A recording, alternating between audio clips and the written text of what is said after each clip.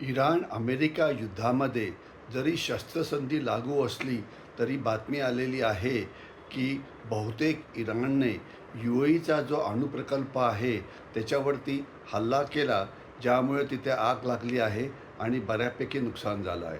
तसं म्हटलं तर हा जो अणुप्रकल्प आहे बराकमध्ये, UAEचा हा सर्वात मोठा प्रकल्प आहे आणि याच्याशिवाय UAEमध्ये किंवा इतर आखाती देशांमध्ये कुठलेही फारसे अणुप्रकल्प नाही.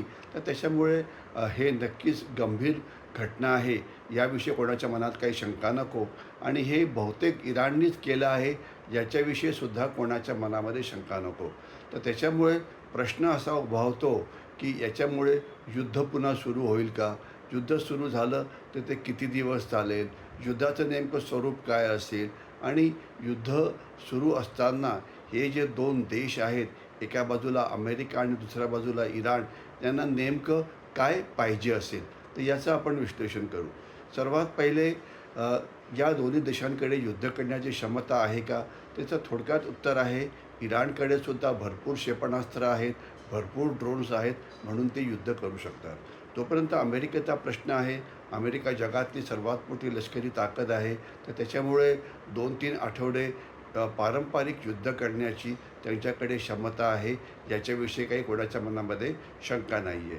परंतु पुढचा जो प्रश्न आहे तो आहे की त्यांच्याकडे युद्ध सुरू करण्याकरता जी इच्छाशक्ती लागते, ती इच्छाशक्ती आहे का? तर अमेरिकेपुरतं बोलायचं म्हटलं तर अमेरिका सध्या दमदाटी करत आहे, परंतु त्यांना युद्ध जास्त करायची इच्छा नाही आहे. कारण अमेरिकेचं जे जनमत आहे ते अमेरिकन राष्ट्रपती डोनाल्ड ट्रम्प यांच्या विरोधात गेलेलं आहे.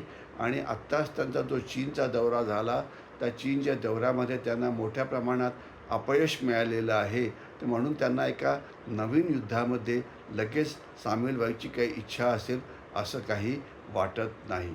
जोपर्यंत इराण आहे, इराणला हे दाखवून द्यायचं आहे की ते अमेरिकेला जुमानत नाही. त्यांना हे दाखवायचं आहे की अमेरिका त्यांचा पराभव करू शकत नाही. तर म्हणून ते अशा प्रकारचे हल्ले हे करत राहतील आणि अजून लोकांना किंवा आखाती देशातल्या इतर देशांना त्रास द्यायचा प्रयत्न करतील. कारण त्यांना हे मुख्य दाखवायचं आहे की अमेरिका तुमचं काही रक्षण करू शकत नाही. परंतु जर लंब युद्ध झालं तर इराणच्या मर्यादा गंभीर आहेत. त्यांची अर्थव्यवस्था कमजोर होत चाललेली आहे. तेल काही निर्यात होत नाही आहे. देशामध्ये सुद्धा असंतोष वाढतो आहे. तर त्याच्यामुळे इराण एक नवीन युद्ध सुरू करायच्या ऐवजी ते एक कायमचं त्रास देणारं छोटं युद्ध चालू ठेवतील, की ज्याला म्हणायचं की प्रॉक्सी वॉरला ते कंटिन्यू करतील. तर त्याच्यामुळे नेमकं कोण कधी कसं युद्ध सुरू करेल हे आता क्लिअर नाही आहे. परंतु एवढं नक्की की थेट पूर्ण युद्ध होण्याची शक्यता ही कमी आहे. मात्र दीर्घकालीन प्रॉक्सी वॉर हे अधिक शक्य आहे, जे काही आठवडे चालेल, काही महिनेसुद्धा चालू शकेल. किंवा जसं इस्रायल हमास वॉर आहे, चालूच आहे. किंवा जसं युक्रेन युद्ध आहे, चालूच आहे. थोडं चालू होतं, पुन्हा बंद होतं आणि पुन्हा हत्यार आली की पुन्हा सुरू करतं.